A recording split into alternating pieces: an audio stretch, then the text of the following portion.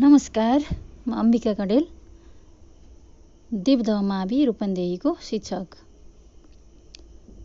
विद्यार्थी भाइ बहिनीहरू, आज हामी कक्षा 10 अर्थशास्त्र विषयको एकाइ 9 अर्थशास्त्रमा तथ्याङ्क शास्त्र अन्तर्गत खण्ड 3 मा रहेको तथ्याङ्क सङ्कलन, तथ्याङ्कका स्रोत र तथ्याङ्क सङ्कलनका विधिहरूबारे चर्चा गर्नेछौँ।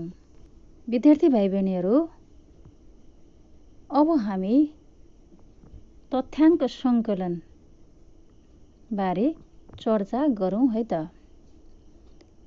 अनुसन्धानकर्ताको पहिलो काम भनेको तथ्याङ्क सङ्कलन हो। तथ्याङ्क सङ्कलनको काम अनुसन्धानकर्ताले आफै वा गणकद्वारा पनि गराउन सक्छ।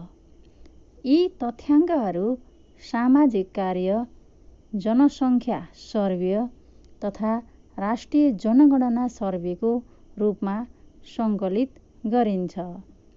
अनुसन्धानकर्ताले तथ्याङ्कको स्रोत र तथ्याङ्क सङ्कलन गर्ने विधि, तथ्याङ्कका एकाइ र तथ्याङ्कको शुद्धताको मात्रा यकिन गरिसकेपछि तथ्याङ्क सङ्कलनको थालनी गर्नुपर्दछ। व्यवस्थित र क्रमबद्ध तरिकाले सूचनाहरू जम्मा गर्ने प्रक्रियालाई तथ्याङ्क सङ्कलन भनिन्छ। एउटा अनुसन्धानकर्ताले सङ्कलित तथ्याङ्कको विश्लेषणका आधारमा निष्कर्ष निकाल्ने भएकाले सङ्कलित तथ्याङ्कहरू एकदमै सही हुनु पर्दछ। कुन कार्यका लागि हो, यसको उद्देश्य, क्षेत्र, सूचनाका स्रोत, तथ्याङ्क सङ्कलनको एकाइ आदि कुराहरूमा ख्याल गर्नु पर्दछ। सङ्कलित तथ्याङ्क सही भएमा मात्र उक्त तथ्याङ्कको विश्लेषणबाट प्राप्त नतिजा वा निष्कर्ष पनि सही हुन्छ, अन्यथा नतिजा गलत आउन सक्छ। विद्यार्थी भाइ बहिनीहरू, अब हामी तथ्याङ्कका स्रोतहरूबारे छलफल गर्नेछौँ। अनुसन्धानकर्ताले सङ्कलन गर्ने तथ्याङ्कका स्रोतहरू प्राथमिक र द्वितीय वा दुवै हुन सक्छन्। पहिलो पटक अनुसन्धानकर्ताले निश्चित काम तथा सूचनाको लागि सङ्कलित गर्ने मौलिक तथ्याङ्कलाई प्राथमिक तथ्याङ्क भनिन्छ। यस्ता तथ्याङ्कहरू नमिलेका र अपूर्ण हुन्छन्। प्राथमिक तथ्याङ्क सङ्कलन गर्दा बढी खर्च र समय लाग्ने भए तापनि अनुसन्धानकर्ताको प्रत्यक्ष निगरानी तथा व्यक्तिगत अन्तर्वार्ताबाट पनि लिइने हुनाले धेरै विश्वासिलो हुन्छ। प्राथमिक तथ्याङ्क सङ्कलनका धेरै तरिका छन्। प्राथमिक तथ्याङ्कको सङ्कलन प्रत्यक्ष व्यक्तिगत अन्तर्वार्ता, अप्रत्यक्ष व्यक्तिगत अनुसन्धान, हुलाकद्वारा प्रश्नावली, संवाददाताहरूबाट सूचना सङ्कलन, गणकहरूबाट अनुसूची गराउनु, सूचना प्रविधिको प्रयोग आदि माध्यमद्वारा गर्न सकिन्छ। अब द्वितीय तथ्याङ्क, सेकेन्डरी डाटा।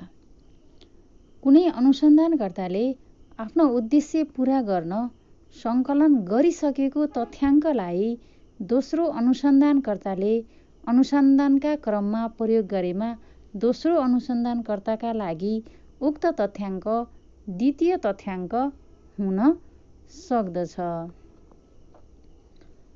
अर्थात् अनुसन्धानकर्ताले आफै तथ्याङ्क सङ्कलन नगरी पत्रपत्रिका, वार्षिक बुक, जनसङ्ख्या रिपोर्ट आदिबाट सङ्कलित तथ्याङ्कलाई प्रयोग गर्दछन्।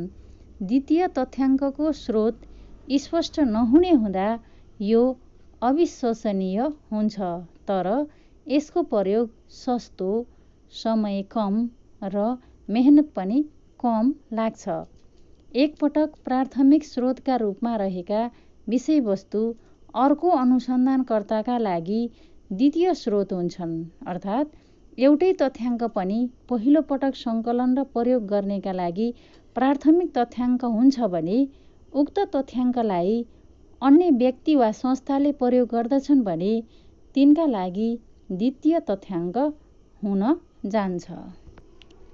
विद्यार्थी भाइ बहिनीहरू, अब हामी तथ्याङ्क सङ्कलनका विधिहरूबारे चर्चा गर्नेछौँ। तथ्याङ्क सङ्कलनका दुईवटा विधिहरू रहेका छन्।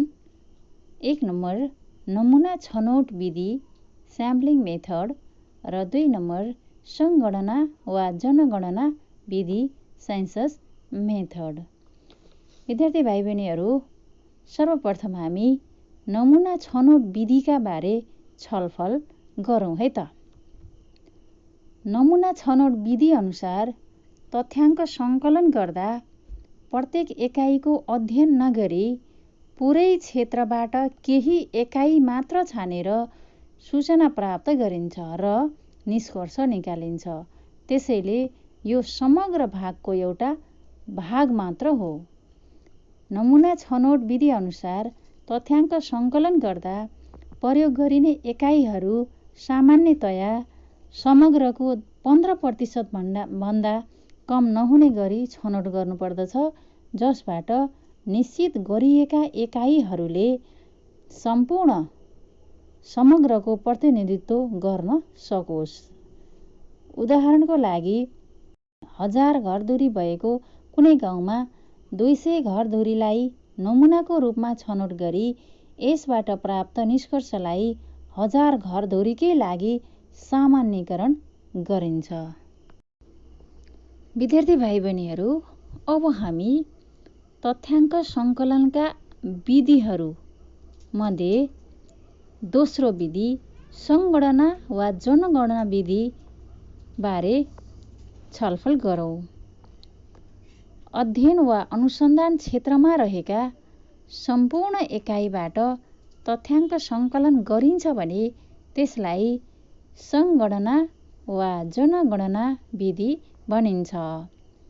जस्तै कुनै गाउँमा जम्मा 1000 घरधुरी छन् र हरेक घरधुरीबाट तथ्याङ्क सङ्कलन गरिन्छ भने यो सङ्गणना वा जनगणना विधि हुन जान्छ। अनुसन्धानको क्षेत्र सीमित हुँदा यो विधि बढी उपयोगी हुन्छ। यो विधिबाट सङ्कलित तथ्याङ्क बढी भरपर्दो र विश्वासिला हुन्छन्। तथ्याङ्क सङ्कलनका लागि नमुना छनौट विधिमा भन्दा सङ्गणना वा जनगणना विधिमा समय, मेहनत र खर्च बढी लाग्छ। यसरी सङ्गणना विधिबाट तथ्याङ्क सङ्कलन गर्दा प्रत्येक व्यक्तिसँग प्रत्यक्ष सम्पर्क गरी आवश्यक सबै तथ्याङ्कहरू लिइन्छ। प्रत्येक व्यक्तिसँग प्रत्यक्ष सम्पर्कबाट प्राप्त तथ्याङ्क धेरै विश्वासिलो अर्थात् 100% विश्वसनीयताका लागि उपयोगी मानिन्छ र समग्र यथार्थ ज्ञानका लागि उपयोगी हुन्छ। विद्यार्थी भाइ बहिनीहरू, अब हामी आजको पाठको अन्तमा आइपुगेका छौँ।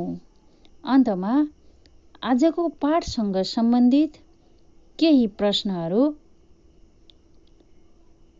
यस प्रकार छन्। नम्बर 1, तथ्याङ्कका प्राथमिक र द्वितीयक स्रोत बीचका भिन्नताहरू देखाउनुहोस्। नम्बर 2, तथ्याङ्क सङ्कलन गर्ने नमुना छनौट र सङ्गणना वा जनगणना विधि बीचका भिन्नताहरू उल्लेख गर्नुहोस्। तपाईँको सिकाइ प्रयास सफल रहोस्। धन्यवाद।